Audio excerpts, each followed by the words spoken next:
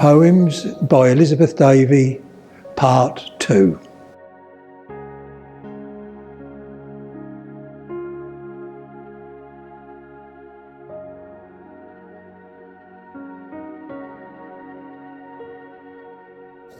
I wonder how the snowdrop knows when to peep its fragile head from the cold, dark and sombre earth which has formed its winter bed. I wonder how a robin can, without a pair of hands, weave an interwoven masterpiece of choice selected strands. I wonder how a baby knows when to leave its mother's womb, and how can a homing pigeon always find its way back home? How can a ewe amongst a flock tell its own offspring's cry? Who shows every migrating bud the accurate course to fly? Who is it that controls the tide as waters ebb and flow? Who regulates the climates as seasons come and go?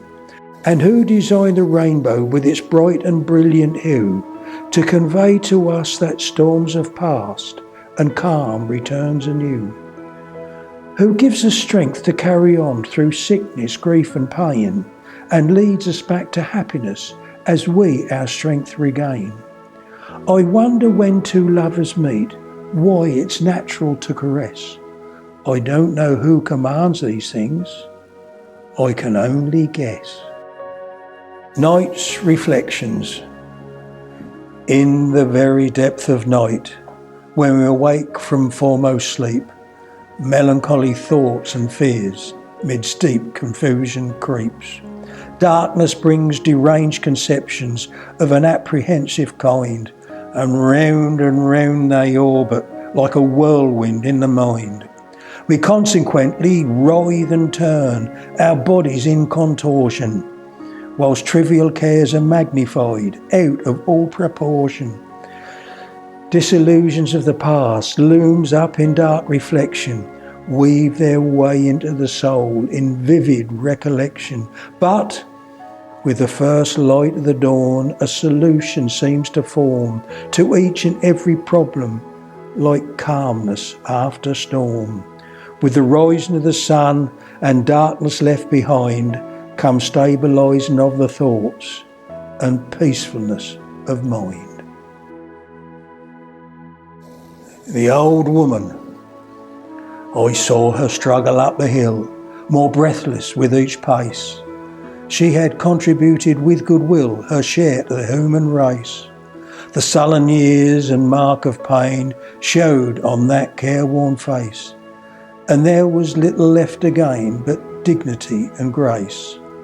No light amidst her ashen hair, flame absent from her eyes, for she had had many a cross to bear, and she was old but wise. I was young and carefree, and failed to understand how nice a friendly smile would be, or a kindly helping hand. As she proceeded on her way, and I went on with mine, I couldn't then foresee the day that youth would die with time. Now many years have flown, and she's long since passed away. I have, sadly older grown, and youth has had its day. So remember, young and free of will, youth is only for a while. So if you see me on the hill, please don't forget to smile. Good sir. After 70 in Suffolk. I've had me 70 years and 10. I'm going downhill right fast. I'm older than I've ever been. Suppose I weren't meant to last. There's a great old hump come on me back, me legs are getting bandy. I fear to zigzag off the track, a zimmer will come handy.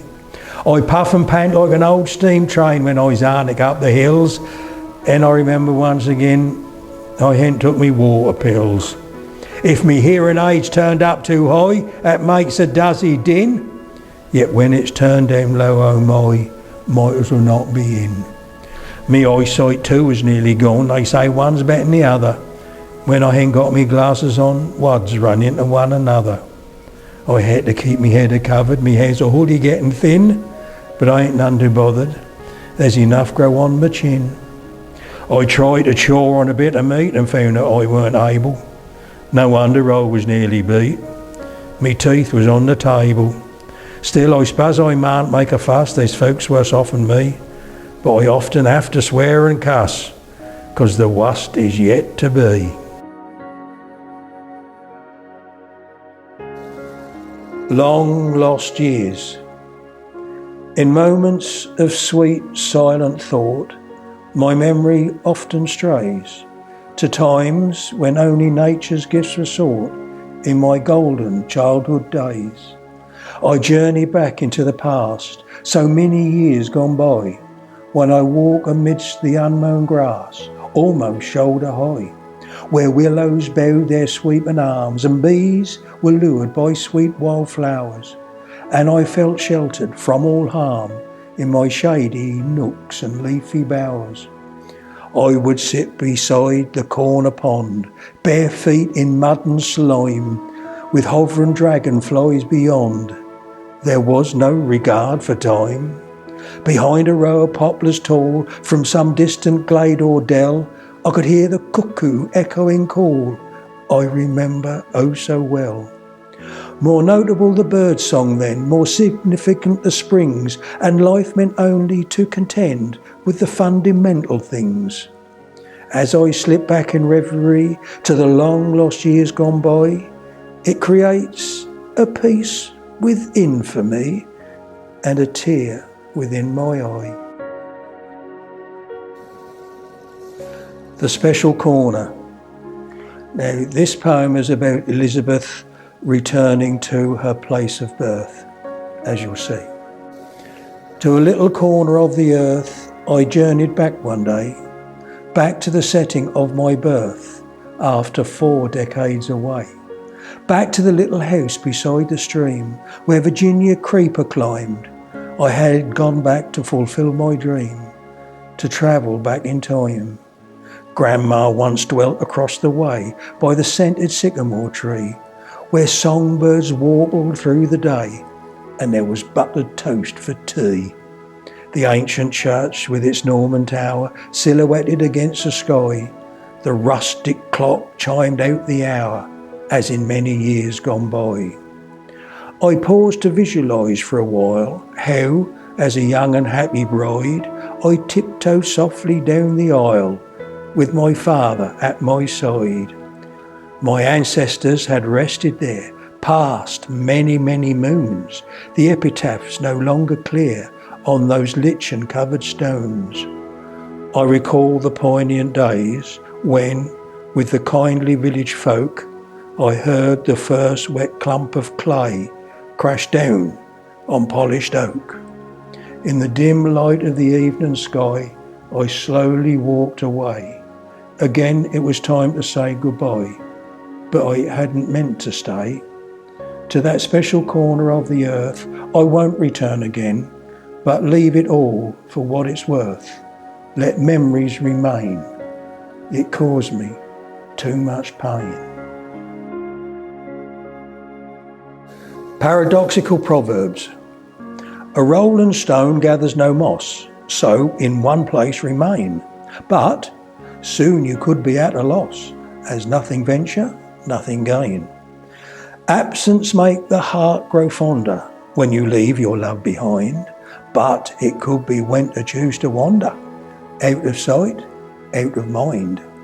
A stitch in time saves 9, they say, so to your wardrobe tend, but you need not make that stitch today, for it's never too late to mend.